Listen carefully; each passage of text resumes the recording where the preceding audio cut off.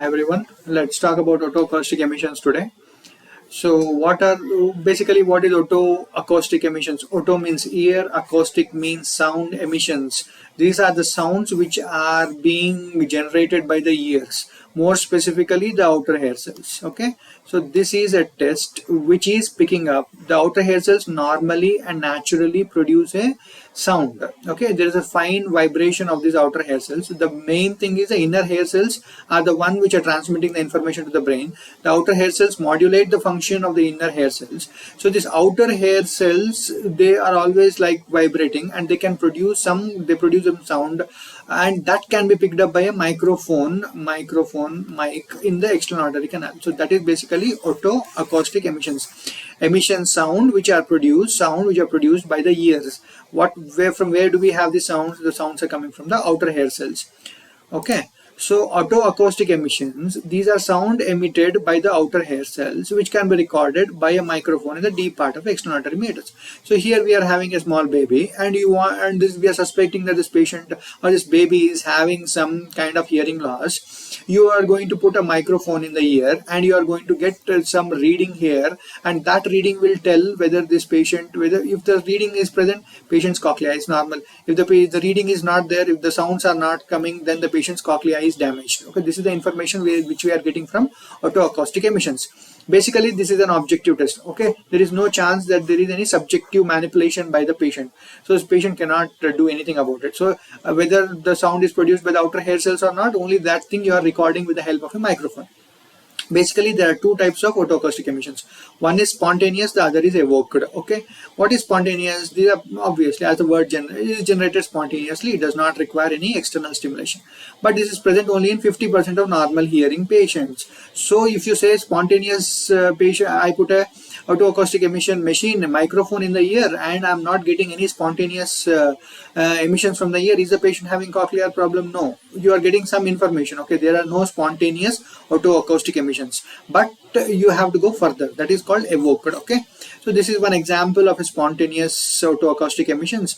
Like you are starting at 500 hertz, and the maximum range is like 2500 hertz. You are getting some peaks. You are getting some graph. So this graph can be used as a characteristic for seeing whether spontaneous autoacoustic emissions are there or not. Now in evoked autoacoustic emissions, there are two types. Okay, these evoked, as the word suggests, this is in response to a sound stimulus, and the thing is, it is present in all normal hearing people. So if you are a normal hearing person, you should be having an evoked autoacoustic emission. These are also called Kemp-echoes or cochlear echoes. Okay, these are the other names for evoked autoacoustic emission. So what is spontaneous? They generated spontaneously by the outer hair cells.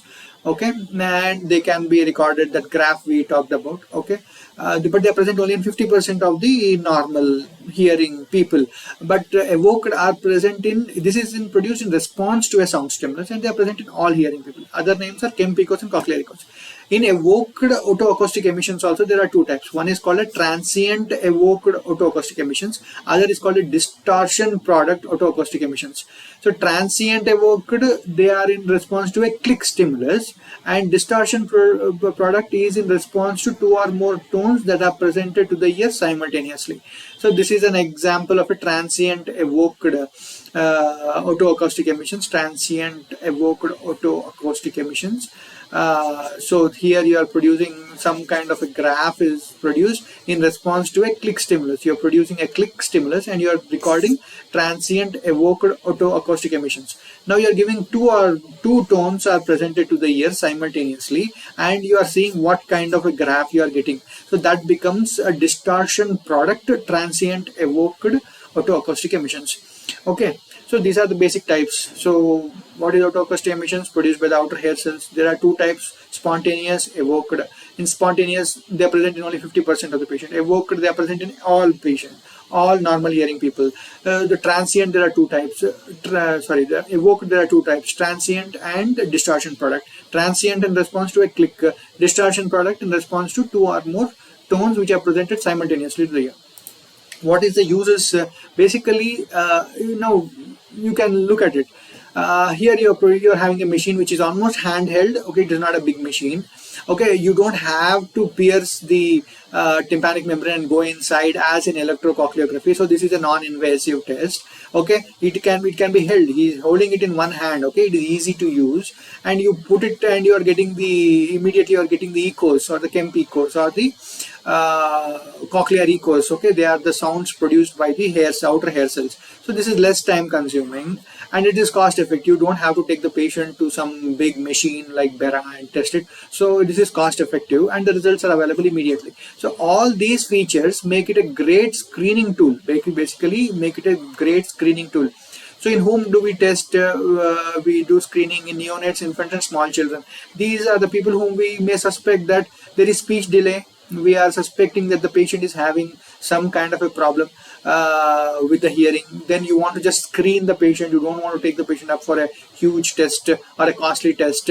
So you can just screen and you get these spontaneous otoacoustic emissions, or you get transient evoked otoacoustic emissions or distortion product otoacoustic emissions. Then you say that yeah, cochlea is functioning. Absent cochlea means cochlear lesions and all these echoes are there, all these otoacoustic emissions are there. It means that the cochlea is functioning properly. So at least you get an information that cochlea is functioning properly. Okay, once you have absent OAEs, then you take up the patient for Bera for confirmation. Bera is like the mother of all audiometric tests. So for everything, finally we go to Bera only, and finally we get those 7 kind of waves, and we can get a very good information about the entire auditory pathway. Okay, so how you differentiate between a cochlear and a retrocochlear hearing loss? How do we differentiate? You already know that the patient is having sensorineural hearing loss. If otoacoustic emissions are present, cochlea is normal. So patient should be having retrocochlear hearing loss. Again, we go and turn to Bera to find out the exact site of the lesion, because it is the final kind of audiometric test. Okay, so how do you find out cochlear and retrocochlear in a patient with sensorineural hearing loss? Otoacoustic emissions are there, means hair cells are functioning properly. Where are the hair cells? Hair cells are in the cochlea, so cochlea is normal. Okay. One more important use of otoacoustic emissions is to find out noise-induced hearing loss and ototoxicity. Okay, suppose there's a person who is going and working in a factory, who has just started working in he got a job in a factory, and the factory is producing a lot of noise. He uses all the ear muffs and everything, but then you want to test him regularly if the patient is developing any